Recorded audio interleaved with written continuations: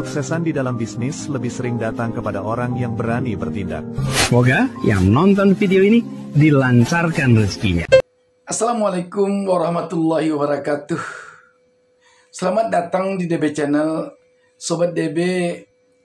Pada pertemuan kita kali ini, kita akan bicara tentang utang. Saya katakan di awal pertemuan kita ini bahwa utang jangan dianggap pemberian. Beranjak dari sini, kita akan memperbincangkan tentang persoalan utang.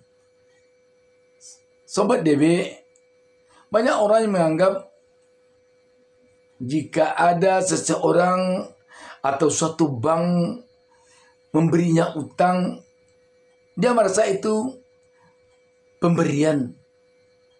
Dia telah merasa dibantu, karena ketika dia tidak punya uang, tiba-tiba dengan adanya teman kerabat, dengan adanya bank memberinya utang, dia merasa dari tidak punya uang, sekarang punya uang.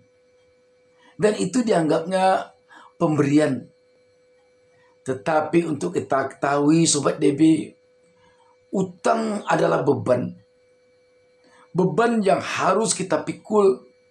Dan makin lama kita memikulnya, dia akan terasa semakin berat. Dengan ini saya ingin mengatakan kepada Sobat DB bahwa kalau kita akan berutang, mungkin kita akan berutang ke seseorang, kepada teman, kepada kerabat, saudara, ataupun kepada orang lain, atau kita akan mengajukan kredit ke bank, haruslah kita berpikir dulu sematang-matangnya. Dan harus kita sadari bahwa kredit atau utang yang akan diberikan oleh bank kepada kita, utang yang akan diberikan oleh teman, kerabat, ataupun orang lain kepada kita, itu bukan pemberian. Itu adalah semacam beban, seperti saya katakan tadi, yang harus kita pikul. Dan makin lama kita memikulnya, dia akan makin berat, dia akan makin bertambah, bukan makin ringan, bukan makin berkurang. Kenapa saya katakan demikian? Kalau kita misalnya berutang ke bank, mendapatkan kredit bank, di sana ada yang namanya bunga. Bunga itu makin lama makin bertambah, makin lama makin bertambah. Makin jauh jatuh tempo kita, maka bunga yang kita bayar akan makin banyak. Kalau kita misalnya meminjam uang teman, uang kerabat, saudara, atau orang lain, atau mitra usaha kita, demikian pula. Ada kalanya dia juga meminta tambahan 5%, 0,5%, atau berapa saja. Yang punya uang, yang meminjamkan uang kepada kita, dia tidak akan mau uangnya berkurang, tetapi rata-rata dia mau uangnya bertambah. Karena itu, sekali lagi, uang pinjaman yang kita dapatkan dari siapapun juga, dari perorangan ataupun dari bank, itu adalah merupakan tanggung jawab besar, beban berat yang harus kita pikul. Jadi kalau ada misalnya petugas dari bank menawarkan kredit kepada Anda, mungkin karena usaha Anda dilihatnya bagus, dia tawarkan kredit, dia buat estimasi keuntungan dari kredit yang kita ambil kalau kita jadikan usaha, dan dia katakan dia membantu Anda. Anda jangan terlena. Anda harus ingat, ketika menawarkan kredit kepada kita, ketika dia mau meminjamkan uangnya kepada kita, Dia memang seperti memberi, seperti mau menolong kita.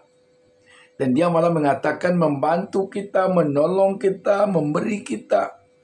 Tetapi ketika nanti Anda gagal bayar, macet, ingat, kalau bank yang meminjamkan uang kepada Anda, dia biasanya meminta jaminan, agunan. Bisa rumah, bisa mobil, bisa motor, bisa tanah. Ketika macet kredit Anda tidak mampu membayar tepat waktu, Anda siap-siap untuk memberikan rumah, tanah, motor yang Anda jadikan jaminan atau agunannya. Di sanalah nanti Anda akan menyadari bahwa utang ternyata bukan pemberian. Utang bukanlah bantuan. Utang bukanlah pertolongan. Sebab begitu Anda terlambat bayar, begitu Anda macet membayar, mungkin gagal usaha Anda, agunannya akan dia tarik, akan dia ambil, akan pindah tangan dari Anda ke dia. Demikian juga kalau misalnya kita meminjam ke seseorang. Katakanlah meminjam kepada saudara. Bila Anda gagal membayar, tidak tepat janji, mungkin karena Anda bangkrut, atau karena Anda rugi, dan lain sebagainya. Kalau saudara, dia bisa marah ke kita. Kalau mitra kerja, dia bisa mendatangkan bodyguard, mendatangkan debt collector kepada kita, mendatangkan orang baga kepada kita. Sobat DB, karena itu berhati-hatilah ketika Anda akan meminjam uang. Berhati-hatilah ketika Anda akan mengajukan kredit ke bank. Jika memang sangat terpaksa Anda meminjam uang, sudah sangat terpaksa sekali, kalau Anda meminjam uang untuk usaha, untuk bisnis, sebaiknya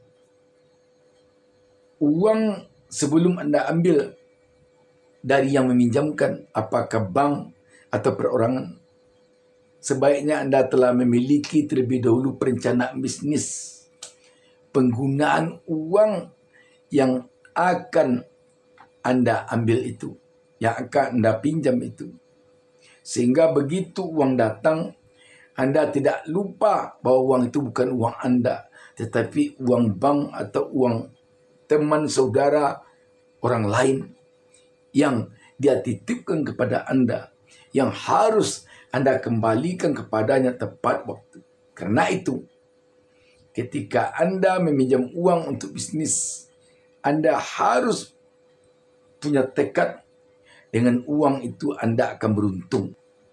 Dan sebaiknya, jika usaha Anda baru, jika Anda tidak sangat memerlukan dana pinjaman, sebaiknya tidak meminjam uang. Sebaiknya tidak punya utang. Mengapa demikian? Seperti saya katakan tadi, utang itu beban berat. Bisa kita malam tidak tidur karena utang. Tak mau mata terpejam karena utang. Berdering telepon, kalau kita punya utang di bank, rasa-rasanya orang bank juga yang telepon kita. Berbunyi handphone, ketika kita punya utang kepada teman, kerabat, ataupun orang lain, darah kita tersirap, kita terkejut, detak jantung kita bisa berhenti sejenak, karena kita dicekam ketakutan. Kita menganggap yang menelepon orang tempat kita berutang. Padahal kadang yang menelepon istri kita, anak kita. Tapi begitu terdengar berdering handphone di kantong baju kita, kita terkejut. Ingatan kita bukan kepada anak, bukan kepada istri, bukan kepada suami, tetapi ingatan kita kepada orang tempat kita berutang. kepada bank tempat kita berhutang. Itulah yang membuat mata tidak mau terpejam kalau malam hari ketika kita sedang berhutang. Karena itu, kalau tidak benar-benar terdesak atau kalau kita tidak benar-benar matang sebelum meminjam uang, untuk apa uang itu digunakan, sebaiknya tidak meminjam uang, tidak berutang. Itu saja. Wassalamualaikum warahmatullahi wabarakatuh.